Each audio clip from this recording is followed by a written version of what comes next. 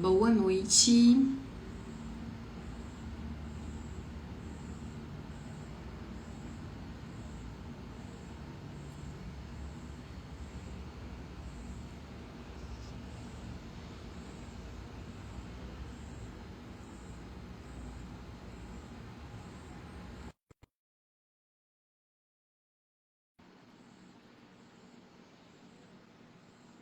Olá, boa noite, Camila. Boa noite. Tudo Tá me bem? ouvindo bem? Tô te ouvindo, também tá me ouvindo bem? Tá, tudo certo. Tudo Boa ok. noite.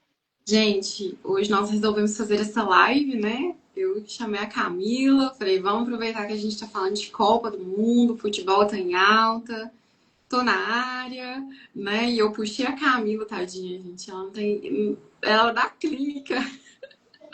Mas mesmo Nossa, assim, aceitou esse desafio, né? Quero até te agradecer.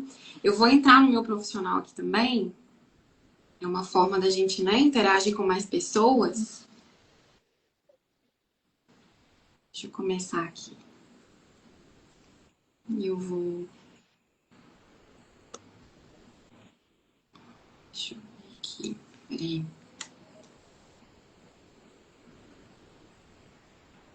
Enquanto isso, gente, enquanto eu consigo entrar aqui, Camila, se apresenta pra gente, né? Fala um pouco da sua atuação, do que você faz, de onde a gente se conhece. Fica bom. então, boa noite, né, para todo mundo. Eu sou psicóloga da rede, já tem um ano e pouquinho, eu acho, né? Já tá fazendo por aí. Hoje eu tô atualmente somente na clínica, somente, né? Somente, assim, é muita coisa, mas eu tô na clínica, né? Sou psicóloga clínica, minha abordagem é TCC, também fico à frente do podcast, né? Sou a host também do podcast Suavemente. E tive a experiência onde eu conheci a Ana, né? Foi trabalhando com os jovens aprendizes, a gente se conheceu trabalhando em setores diferentes, mas numa mesma empresa. E a partir disso, caminhos diferentes, mas mantemos o contato e podemos nos reencontrar em outra oportunidade, né? Então, todas as oportunidades abrem portas, né? Assim, eu acho que é muito importante, assim, fazer um bom trabalho, independente de onde a gente esteja, né? Eu colho frutos né, de todos os lugares que a gente vai, fazendo um bom trabalho, a gente consegue ver ali, as pessoas, o feedback, enfim, fica, né? A sua passagem fica ali de alguma forma. Então, é isso. Eu tô na rede, né? A gente já fez algumas lives juntas, então, é algo que eu também me desafiei.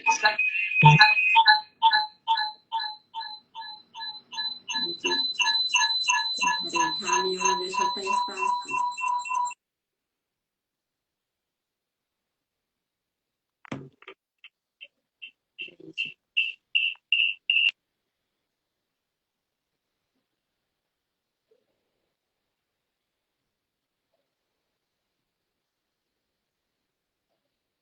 Agora que tá mudo você. Eu não sei se a gente vai conseguir. Tá me ouvindo? Sim. Ah, então acho que vai dar certo pra gente fazer com todos os meus perfis aqui. Ótimo. Vai dar super certo. Tá. Pode continuar, gente. Pra quem tá entrando agora, é assim mesmo, né? A gente vai. Peraí.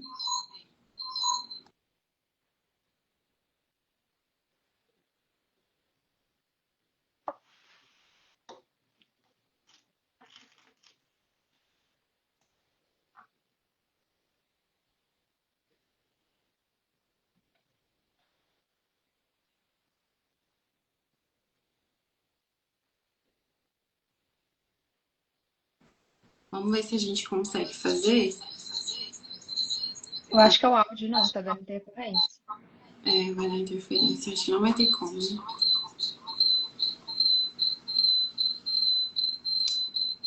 Mas qualquer coisa, depois a gente consegue compartilhar no perfil?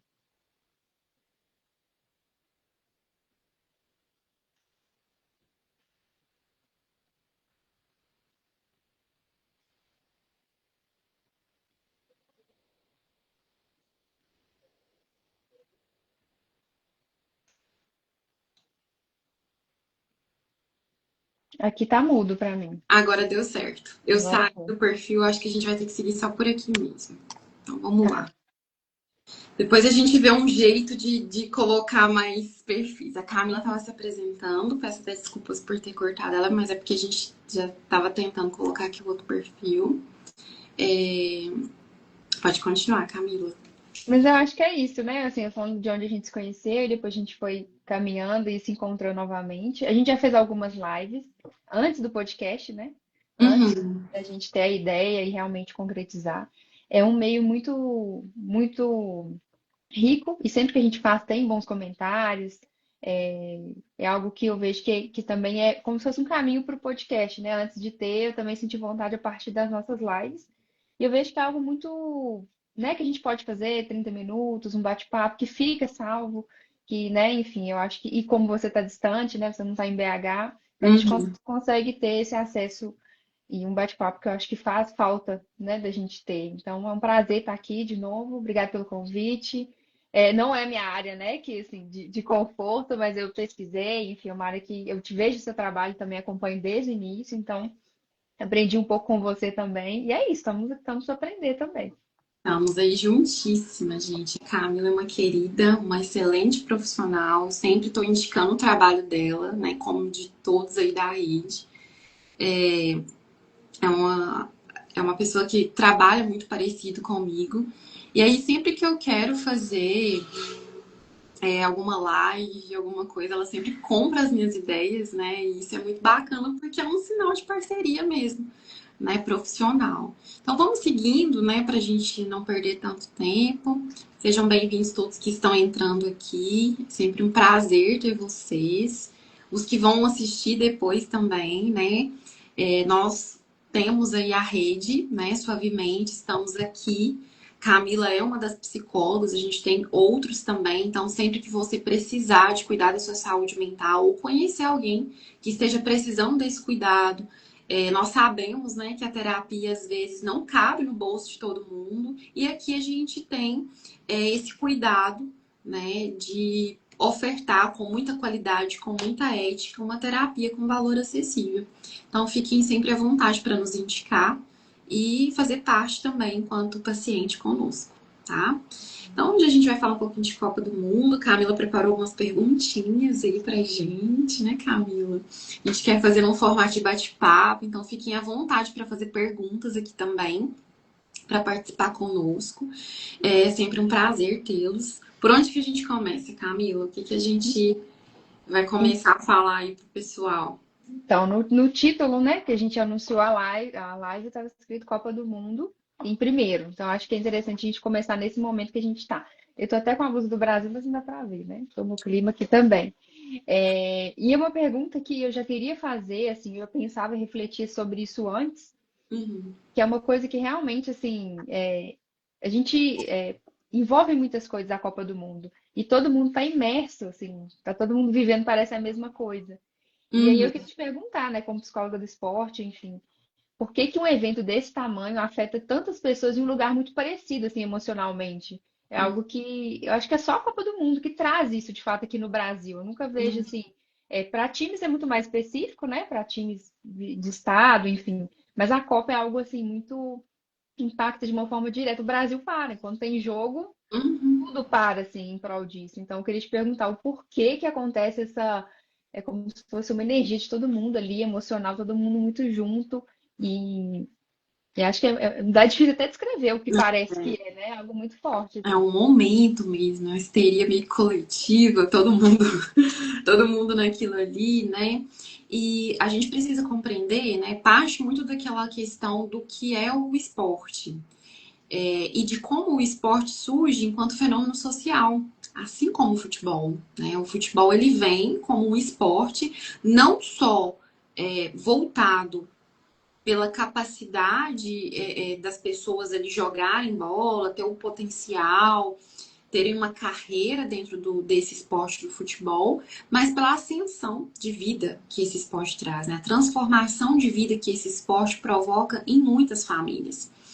Então, por ter um impacto social e o Brasil ser reconhecido como o país do futebol, né, pelo histórico que a gente tem aí das Copas, não só das Copas, mas de talentos, de características exclusivas que alguns jogadores têm, que são só brasileiros que muitas vezes têm, acaba que tomam as pessoas, né? Nós crescemos ouvindo falar de futebol. Muitas vezes nós somos ensinados nos domingos à tarde a sentar para assistir futebol. Então a gente não foge muito dessa busca. E aí, quando chega uma Copa do Mundo, em que o nosso país está ali com uma ênfase maior, em que nós temos atletas, né, de grande expressividade, de grandes marcas a nível mundial, recordes, né, títulos, nós paramos também. Então, a psicologia ela traz muito essa questão do efeito manada, né? Ela traz muito essa questão do quanto aquilo que nos impacta e aquilo que nos gera uma sensação de prazer, mesmo que seja momentânea, remete para a gente o ficar, né? A gente se prende a isso muito fácil. Um exemplo é as telas que a gente tem hoje em dia, né? Por que a gente tem cada vez mais associado a nossa vida às redes sociais? Pela dopamina que a gente tem ali, naquele momento. Assistir futebol, ainda mais Copa do Mundo, vendo nosso país, não é diferente. Com certeza a gente está tendo recompensas prazerosas no nosso cérebro ali o tempo todo. Uhum. E essa questão da rede social, né, acrescentando, eu acredito que traz mais esse sentimento de pertencimento ali, da gente ver o que o outro está comentando e gerar essa conexão maior ainda, né, nesses eventos. Porque antigamente não existia essa Não. conexão. Não existia, e eu fico perguntando, né, gente? Coitado, o Pelé não teve a oportunidade de terminar um jogo e tirar um selfie Uhum. e postar.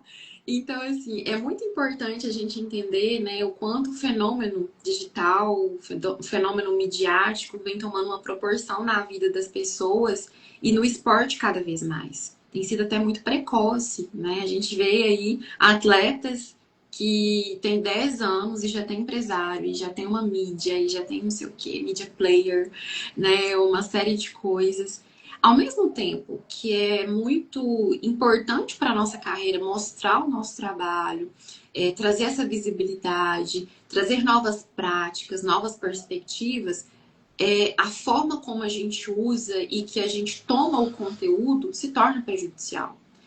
E já fazendo um link com o esporte, em prioridade o futebol, que a gente está falando hoje, né, de Copa do Mundo, o quanto a mídia ela tem uma repercussão.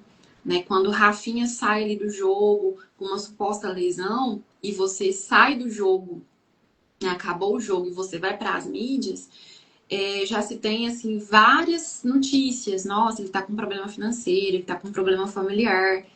Até que ponto é verídico? E até que ponto isso pode realmente estar acontecendo e a gente pode associar isso a uma lesão? A gente pode associar isso ao que realmente está acontecendo. E aí é muito importante o papel do psicólogo no esporte, né? Tanto do lado da conscientização, quanto também do lado do entendimento, né? De trazer esse entendimento para o atleta. Aquele comentário não te define, mas então, para que você não sinta como parte disso que estão falando, você precisa saber quem você é. Então, é Uhum. todo um trabalho que tem ali por detrás disso também. Sim, e eu ia falar essa questão da rede social, porque justamente, além de ajudar no pertencimento, ela também tem as outras reverberações negativas ali. Tanto quanto é bom demais, né? Muito intenso. Quando é idolatria, é em excesso. E quando é crítica, é uma coisa muito pesada. Eu vejo que no esporte é muito assim, né? Isso é Uhum. Os bem extremos. evidente. Uhum. E você comentou um pouquinho do trabalho da psicologia do esporte, que é uma das suas áreas, né? Assim, é a sua área hoje atual, você também já teve outras experiências nessa área. E o que mais além, assim, eu acho que é uma curiosidade das pessoas, qual que é o trabalho ali nos bastidores, porque é algo que eu vejo que não é tão falado assim, é algo relativamente novo, tanto que no Brasil, né? Foi recentemente, né? Teve uma psicóloga que retornou aos trabalhos no Brasil. É, eu queria saber um pouco mais do que você faz, assim, desses Uhum. bastidores, da importância de ter você lá, que a gente nem imagina, né? Que o psicólogo está por trás ali dos preparos, dos treinos, né? De toda essa parte. Uhum. Muito boa pergunta. Marisa Santiago chega para a seleção e dessa vez para acompanhar de perto, né? Para estar na rotina da psicologia do esporte. Porque uma coisa é a gente estar ali nos treinos, outra coisa é a gente viajar com os atletas, a gente conseguir ter esse contato com eles em um momento de viagem, que é diferente, é um outro recorte. E a atuação, Camila, ela vai muito além do que as pessoas pensam, né? Ela tá ali só observando, ela vai fazer uma atividade coletiva, ela vai estar ali de alguma forma anotando, ela vai chamar para conversar, vai muito além disso. A observação não é só uma observação, ou ela é uma observação sistemática, ou ela é uma observação assistemática, né? As atividades que a gente faz não é só uma atividade, é uma atividade que a gente teve um embasamento e um fundamento teórico, em contato com o que a comissão deseja para o momento que a equipe está e na competição que está inserido. Então, tudo tem. A base do nosso trabalho é periodização, é sistematização. A gente não consegue fazer, né, ali, nossa, vai ser dessa forma. Não, porque é muito dinâmico, né? Hoje eu posso estar ali, eu posso ter programado no início do semestre fazer uma atividade hoje com os atletas sobre alcoolismo, e aí aconteceu algo entre eles, brigaram muito, né? Teve um jogo e eles brigaram. E aqui saiu na mídia e teve uma repercussão. Eu já não posso mais falar sobre alcoolismo, eu preciso acessar a ferida que tá ali latente. Então a gente precisa ter muito esse improviso, essa flexibilidade, esse olhar também de entender que como que eu vou atuar? Como que eu vou fazer essa intervenção? Né? Será que, de fato, se eu fizer só dessa forma, vai surtir efeito? E o trabalho ele é sempre muito multidisciplinar, Camila. O psicólogo do esporte, tudo que ele faz, ele precisa estar integrado à comissão técnica, muitas vezes à nutrição, à fisiologia, porque tem algumas questões que são psicofísicas, que são totalmente somáticas, né? Então, se eu não tenho uma conversa com todos que também cuidam desse atleta de uma certa forma, eu não vou conseguir ter um trabalho eficiente. Eu vou simplesmente fazer algo ali que está muito longe de psicologia do esporte. Então, nosso trabalho ele é sempre muito pautado em metodologia científica, em teorias, mas também no nosso feeling enquanto psicólogo. Uma das coisas que eu sempre falo, antes de psicóloga do esporte, eu sou psicóloga. Então, eu preciso acessar as ferramentas que a psicologia me dá também.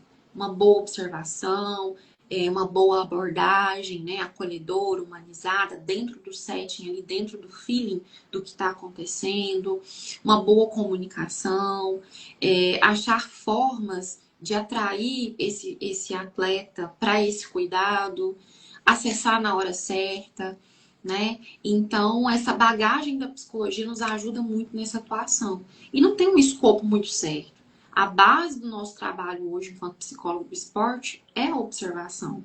E junto disso, vem as avaliações que a gente faz, vem os monitoramentos diários de prontidão, de fadiga mental, monitoramento emocional desse atleta para ele treinar, para ele ir para um jogo, as intervenções coletivas, os atendimentos individualizados, as reuniões com comissões. Se eu estou dentro de uma instituição formadora, eu tenho que absorver os pais, eu tenho que absorver a diretoria. Então, são né? Muito São complexo. muitas coisas. Uhum. E é muito interessante quando você traz esse múltiplo, eu acho que muita gente não imagina o quanto que envolve, né, as outras áreas, o quanto que a gente só vê o jogo, a gente não vê os bastidores, não sabe a equipe que está ali, né, por trás. Então, muito legal você trazer esse bastidor, assim. E pensando numa questão de uma Copa, né? Você teve alguns campeonatos, né, que eu vejo que você acompanha. Como é que é quando tem algo assim que envolve uma pressão maior e pensando na Copa, algo mundial, assim, qual que é o maior desafio que você vê, assim, enquanto psicóloga, de trabalhar com os jogadores, assim, algo tão midiático, tão importante, tão, assim, significativo, assim. Uhum. Camila, ontem eu estive num jogo muito importante, né? Que nos deu acesso da Série A. A gente precisa, ou ganhava ou ganhava. E aí eu fiquei pensando por um momento no final do jogo, gente, se eu estou assim, imagina Marisa e Santiago, né? Porque Se eu tô aqui, né, numa instituição, imagina lá com o Brasil, fora, numa Copa do Mundo, a gente sofre um pouco junto, né? Não por não ter trabalhado, mas por ver também o quanto foi absorvido do nosso trabalho para eles estarem ali. E muitas vezes não é só quando a gente fala, né, do nosso trabalho em uma Copa, seja lá qual movimento que for, não é só no sentido do título que a gente consegue ganhar, mas principalmente de entender que o atleta ele conseguiu lidar naquele momento com ansiedade, que ele está conseguindo lidar com a pressão, que ele está tendo tomadas de decisões ali rápidas, diferente de um contexto anterior, que ele está tendo coragem, que ele está jogando pelo que ele é e não pelo que estão vendo.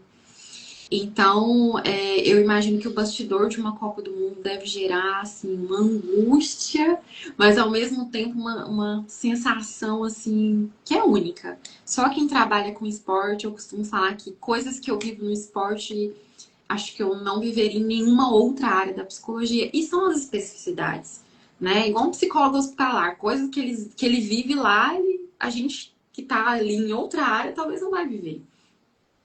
E aí, quando a gente também entende os aspectos psicológicos da nossa área enquanto profissional, a gente também vai conseguindo se entender melhor na área, entender o nosso papel e naquele momento ali a gente consegue de alguma forma ir não sofrendo tanto, né? Mas conseguindo dosar, conseguindo ter um equilíbrio. Mas eu vou te contar, não é fácil, não.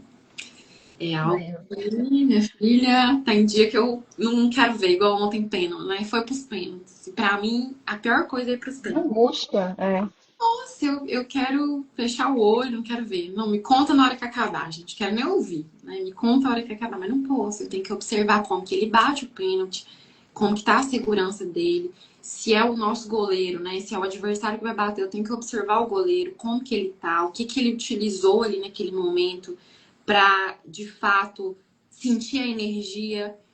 Não tem como, a gente tem que estar meio que de cara a cara com o problema mesmo. Não, eu ia te perguntar sobre isso, que era uma curiosidade minha, assim. Como é que funciona essa preparação justamente para esses momentos, assim? É pênalti, que eu acho que é algo que a gente fica nervoso de ver. Imagina a pressão na Uhum. mente ali deles.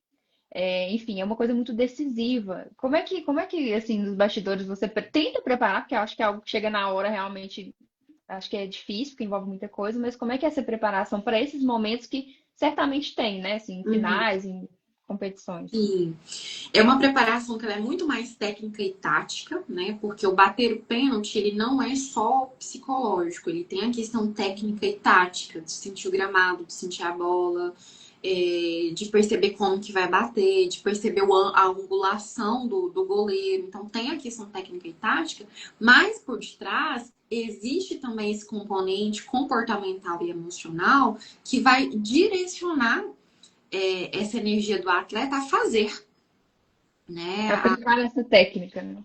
A aprimorar essa técnica e fazer.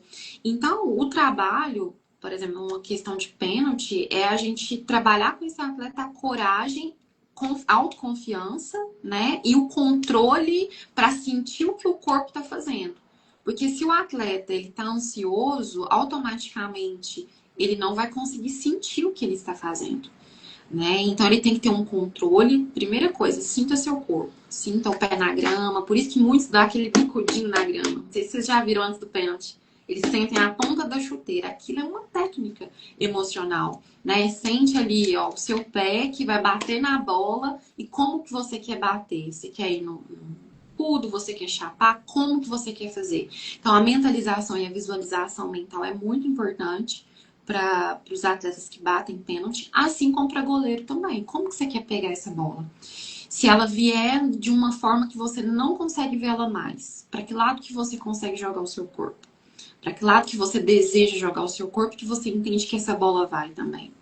Então, é um trabalho de visualização, é um trabalho de consciência corporal e autoconfiança, encorajamento. Olha, se você for escolhido para bater o pênalti, você já tem uma autoconfiança da gente. Só que isso só vai acontecer se você confiar no que você está fazendo também. Então Uhum. é todo um trabalho. que ele vai acontecendo de forma tanto coletiva quanto individualizada. Ali no dia a dia a gente já trabalha isso com eles, mas que tem essas especificidades para quem vai bater o pênalti, para o goleiro pegar. Igual ontem um goleiro nosso pegou um pênalti, defendeu com o pé dele. E na hora eu acho que ele nem percebeu, mas aí na hora que a gente pega o vídeo e vai olhando, né, foi uma defesa dele. Então, olha para você ver, talvez ele não foi no sentido da bola, mas o corpo dele estava tão propício a se alargar, né? O goleiro ele tem essa especificidade de alargar o corpo na hora que vai fazer o movimento da pegada de bola, que o pé dele tava ali e conseguiu bater na bola. E aí, se ele não tá tendo a consciência corporal, ele não alonga o tanto que ele precisa alongar, ele encurta até, né? Que é uma questão nossa, emocional. Quando a gente tá ansioso, a gente tem a tendência a ficar mais retraído. Então, essa consciência corporal ela é muito importante também. Olha o A, tanto de detalhe que você trouxe, assim, né? a Sandy tá falando aqui que fica aflita. Nossa, Sandy, você não sabe Imagina quem joga. exatamente. É isso. Aí o Vitor também comentou, antes do atleta, ele é um ser humano, aprendi isso tardiamente. É. A gente não pode esquecer, né? Uma coisa não tá separada da outra e é algo que a gente sempre tem que trazer na atuação. Olha, você não precisa sentir dessa forma. Não precisa levar dessa forma. Calma, né? Vamos tentar, vamos entender as possibilidades. Então, sempre trazer essa humanização também. A Sandy está falando, acredito que precisa ser trabalhado uma consciência corporal com uma consciência ambiental, porque mexe com as emoções. Total, total. E aí, se ele não tá tendo a consciência corporal, se ele quer dar uma chapada, se ele quer dar um bicudo, como que ele quer fazer, ele vai fazer de qualquer jeito, porque ele tem que fazer. Sem aquela consciência. Então, trabalhar essa consciência corporal dele sentir o pé, dele visualizar como que ele quer bater no lugar que ele quer bater, faz toda a diferença. Faz toda a diferença. Aí tem uma pergunta aqui, ó. Qual que é o trabalho realizado com o capitão do time? Bom, Interessante. muito interessante, porque o trabalho de liderança, ele é essencial. E aí vai muito do perfil do líder. Porque às vezes as pessoas acham assim, ah, ele é capitão, ele fala, ele faz um vestiário, ele grita, ele motiva, e nem sempre. Às vezes o cara, ele tem uma postura e ele é capitão pelo extracampo dele, pelo exemplo que ele dá fora.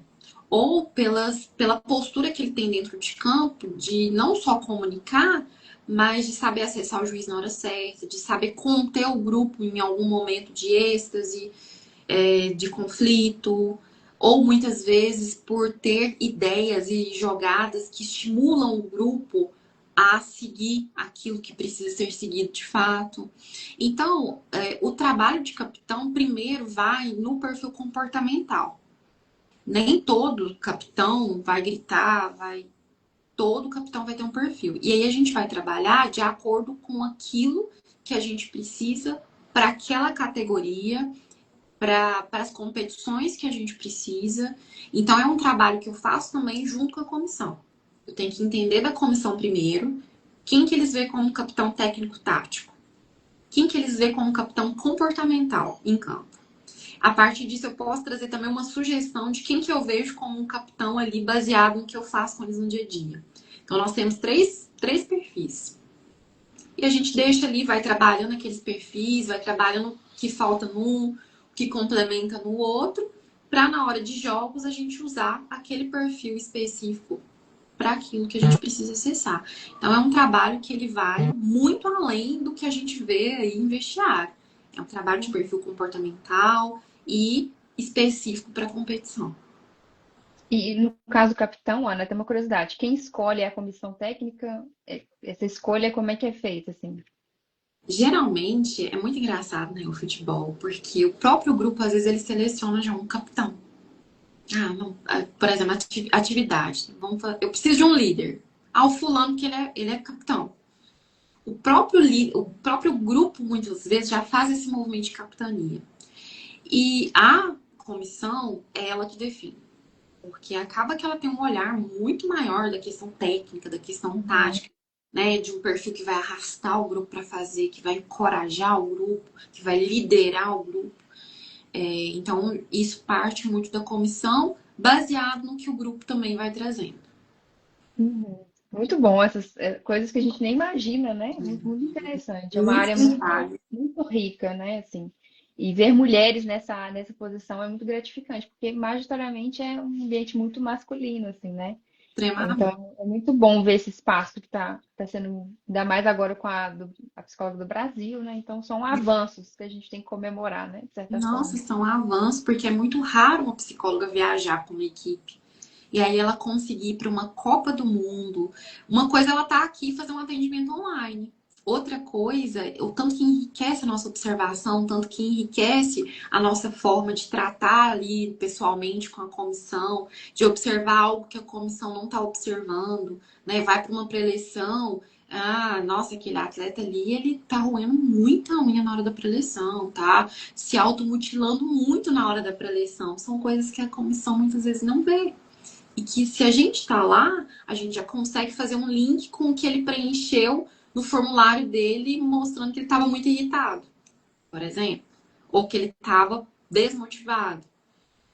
E aí a gente consegue ser essa ponte também, de alguma forma. Então é muito positivo quando a gente tem um trabalho, quando a gente consegue acessar.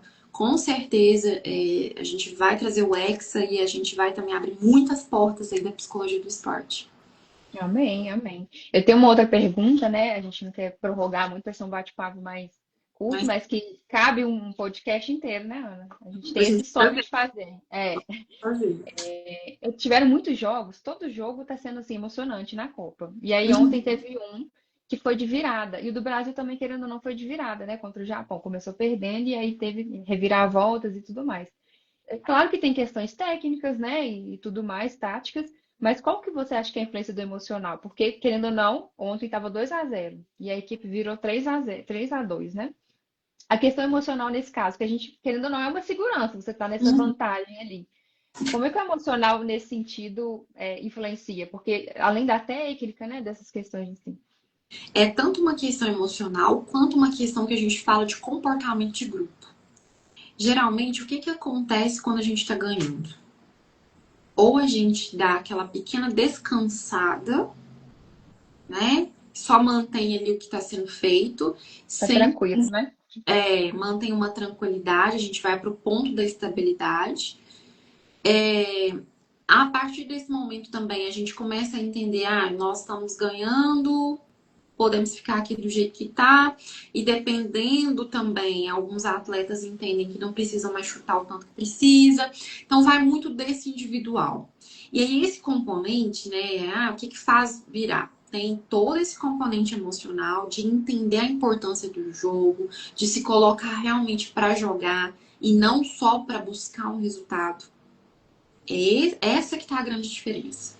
Eu tenho um comportamento quando eu tô entrando porque eu quero jogar. Eu tô com vontade de fazer o meu trabalho. E eu tenho outro comportamento quando eu só quero aquele resultado. Ah, 2-0 pra gente tá ótimo. E aí, automaticamente, eu não preciso ter mais tomadas de decisão, automaticamente, eu não preciso chutar a bola com tanta precisão mais, porque eu atingi o meu resultado. Então, esse mindset, essa mentalidade, ela casa muito com a condição emocional do grupo. Se eu crio no grupo um ambiente de trabalho, nós vamos entrar para trabalhar. E não importa se é 2, se é 3, a gente vai fazer. Até o último minuto é fazendo. Agora, se eu já entro estabelecendo, né? Olha, 2-0 pra gente é o nosso resultado. Eu já gero uma zona de conforto. Então, é nesses momentos que a gente fala da pressão, né? O atleta, querendo ou não, Camila, por mais insalubre que seja essa fala, mas ele precisa viver a pressão e ele precisa muitas vezes se sentir pressionado, não ao limite, mas na pressão ali de jogo, do trabalho dele, para ele continuar fazendo. A partir do momento que ele entra numa zona de conforto, ele não consegue fazer mais porque ele já desativou o botão da realização. Ele está ali totalmente na estabilidade. Então, o que diferencia muito é isso. É o meu trabalho, é eu entrar para fazer independente e a questão de ter algo já pré-estabelecido. Isso diferencia. Muito bom, né? Eu adorei, adorei refletir sobre isso e te perguntar, porque eu acho que é algo que todo mundo fica assim, gente, mas como que virou? Como que isso aconteceu? O jogo tava ganho, né? Assim, muita gente fala Uhum. E até dos nesse últimos sentido. minutos, né? Que foi assim, foram minutos finais do jogo, o negócio virou e foi. E os outros não, já, como eles já estavam no ponto da zona de conforto, eles já não conseguiam mais voltar para o desconforto. Uhum. Até quando aconteceu com o Brasil na eliminação de 2022, foi um pouco disso também, né? Para ir Foi. para o pênalti, teve um Já erro não assim. mais ligado, né? Já não tô mais pressionado, já não sinto a pressão do jogo. É uma pelada, eu caio ali, saio um pouco da margem da importância de estar ali. Então, por isso que é sempre importante a gente manter, trazer para eles a importância do trabalho. Olha, não é ser astro, é jogar bola. E o jogar bola implica estar em pressão. Então, sinta a pressão do jogo o tempo todo. Chegou no limite, respira, toma água, volta, mas viva a pressão do jogo. E aí, aqueles que não querem viver não vão fazer. Uhum. Não vai conseguir, né, se Não vai, adaptar. não vai conseguir. Assim, muitas habilidades que a gente conversou, que você falou, né? A autoconfiança, a segurança mesmo, a própria pressão, lidar com a pressão também se torna uma habilidade para ser um jogador, né? Assim, para ter Uhum. eficiência. E aí tem uma habilidade também que eu acho que é muito interessante, que faz total sentido com o mundo do futebol, a resiliência, né? Que é uma Total. habilidade que a gente precisa desenvolver na vida, não só nessa questão, mas no esporte eu vejo que é algo muito assim, perde o jogo, já tem outro, e é uma coisa que imagino que o prazo ali é mais curto para desenvolver. E eu queria ver Uhum. como é que você, né, trabalha essa questão da resiliência e hoje se tem algum jogador assim na Copa, alguma equipe que você admira e vê como um exemplo para a gente trazer isso mais palpável para as pessoas que estão assistindo. A gente só chega na resiliência, né, se a gente passa por uma situação negativa e consegue superar uma ansiedade de viver essa situação e esse evento estressor. Então, eu só chego na resiliência depois que eu superei a ansiedade e o estresse. E aí a gente sempre tenta mostrar muito isso pro atleta. Olha, você tá sendo resiliente o tempo todo, mas chega ali numa final, chega em um determinado jogo, você tem que lembrar que tem que ter um controle da ansiedade, você vai passar por desafios, mas o que vai te manter é essa resiliência, né? Você muitas vezes não vai ter ali a condição perfeita emocional, mas com a resiliência, mesmo você não tendo essa condição perfeita, você vai fazer. Então a resiliência ela é uma base de todo atleta, é uma base do esporte. Né? Eu falo que é uma estrutura psíquica que é muito trabalhada e passa a ser uma característica de quem é atleta, independente do esporte, né? Não só no futebol. Então, é muito importante que a gente sempre relembre os atletas que, olha, o quanto resiliente você está sendo, você está passando por isso. Você sentiu ansiedade, você sentiu estresse, e olha aqui, o que você está conseguindo. Fora as lesões também, né? Fora as lesões, a rotina, que é totalmente desgastante, ficar longe de casa, fora da família, né? Igual quando eles vão para um jogo assim, eles ficam concentrados. Então é mais de 24 horas sem falar com a família, sem ver a família. Então é algo que vai gerando ali a pressão de jogo também. E hoje eu vejo dentro do nosso elenco, né? Eu gosto muito particularmente do Danilo, né, o nosso lateral esquerdo. Eu vejo ele muito como um exemplo em todos os sentidos, né, como homem, o cidadão que ele é, as palavras que ele traz, a forma como ele enxerga a psicologia. Inclusive ele é um dos que fala que quando encerrar a carreira vai fazer psicologia, né, que ele quer atuar nessa área, fala muito sobre isso, tanto que ele tem uma página Voz Futura, né, que é dele, que ele traz essas questões. Gosto muito do Gabriel Rocha pela história de vida que ele tem, e muito simples, muito humilde, nada midiático. Ele vem, né, tomando aí, conseguindo, conquistando um espaço, né, dele. Então, eu acredito que a gente tem algumas figuras que deixam isso muito claro pra gente, né? Que não precisa de muito, mas faça, né? Seja excelente naquilo, mesmo com pouco barulho, mas tá fazendo, tá sendo visto de alguma forma. Uhum. Eu também fiquei pensando, assim, quando você falou dos exemplos, né? É muito. é muito importante essa voz, né, e falar sobre, porque ainda tem muito estigma, tem muito preconceito, mesmo que tenham esse espaço já, né, dentro do futebol. E eu lembrei do Richarlison também, que teve várias entrevistas dele falando sobre a depressão. Então, isso traz uma aproximação ali e é um caminho de desconstruir todo, né? Até ele falou, acho que numa entrevista que eu vi, que ele também tinha esses preconceitos. Então, assim, é possível mudar, dando uma chance, vendo esses relatos e inspirar outras pessoas também, né? Outros meninos, principalmente. Totalmente. A gente tem o Matheus Pereira do Cruzeiro também, que fala, né, o quanto a psicologia vem ajudando, ajudou ele ali no processo da carreira dele. O Fernando Diniz, por mais que ele seja aquele técnico maluco, né, que ele é super explosivo, mas ele é psicólogo. Então, tem, Não né, pra mim. ele é psicólogo, formado em psicólogo. Então tem um pouco dessa pegada também. E tem várias figuras que eu acredito que agora o principal foco da psicologia do esporte, a tendência, né, da psicologia do esporte hoje de atuação tem sido com foco na saúde mental. Então, como nós estamos vivendo esse momento de cuidado com a saúde mental, segurança psicológica, com o ambiente esportivo, que é também nosso, né, é um papel nosso enquanto atuação, acredito que cada vez mais as pessoas, os próprios atletas, por ver a nossa figura ali, vão entendendo que não precisa dar conta de tudo sozinho.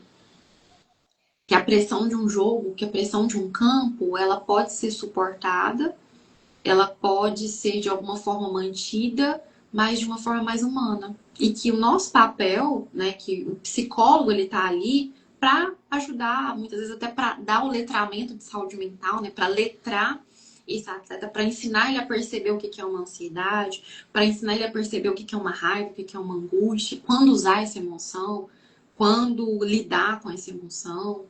Então, quanto mais espaços que a gente for agora abrindo, percorrendo, mais a gente vai conseguindo acessar e eles vão conseguindo entender que não precisa dar conta de tudo sozinho. Perfeito, perfeito. Acho que assim foi muito esclarecedor, né? Assim, eu acho que muitas dúvidas que até eu tinha, né? Então, aprendizado, é muito bom te ouvir. Você fala disso com muito amor, que é uma área que você gosta, dá para ver que faz sentido, e é muito Então, legal acompanhar você postando, né, sobre o que você faz, sobre as dinâmicas, sobre as coisas em grupo, né? Eu gosto muito do grupo também, a gente tem essa afinidade, semelhança. É. Então, grupo. assim, foi muito bom te ouvir, muito rico. Acho que cabe um episódio completo, né, sobre isso. E acho que não tem mais perguntas, né? Não, acho que aqui não. É agradecer mesmo a todos que estiveram aqui. Eu e a Camila aparecemos aqui só para bater um papo mesmo, né? Para dar um oi. Vamos tentar fazer aí, né? Pelo menos uma vez ao mês, Camila, alguma coisa a cada 45 dias, chamar outros participantes da rede também para estar aqui. Porque eu acho importante essa interação com o pessoal que está aqui, você vê que surgem dúvidas, né? Muitas pessoas gostam de acompanhar o nosso trabalho. E eu acho que mais do que ser uma plataforma de atendimento, a gente também conseguir acessar as pessoas com informação do podcast, né? Inclusive pessoas sigam lá a gente, vai lá, se inscreva no nosso canal do YouTube. A gente estamos também no Spotify, a Camila é uma ótima anfitriã, tá sempre recebendo as pessoas lá no podcast com muito profissionalismo, com muita qualidade. Não é à toa que eu confiei essa missão nela e ela abraçou. Então, fico assim, de olhos fechados, né? Foi entregue de olhos fechados. E nós contamos com vocês aqui, né? Sempre participando, dando sugestões, porque é importante pra gente. Espero que vocês tenham gostado. Te agradecer, Camila, por ter disponibilizado um tempinho da sua noite para vir falar comigo e que você continue sendo esse excelente profissional que eu admiro tanto. Imagina, é recíproco. E eu vou colocar também no Spotify, eu consigo pôr a live lá. Então vai ter acesso, né, para quem chegou depois e queira assistir completo, tanto no Instagram quanto no Spotify. Ótimo, muitíssimo obrigada. Fiquem à vontade para nos dar sugestões, para entrar na plataforma, para divulgar, compartilhar. Seguimos por aqui, né? Suavizando vidas e mentes. Um abraço para todos. E vem o Tchau. Hexa, tem que vir o Hexa. Amém. Tchauzinho. Boa noite.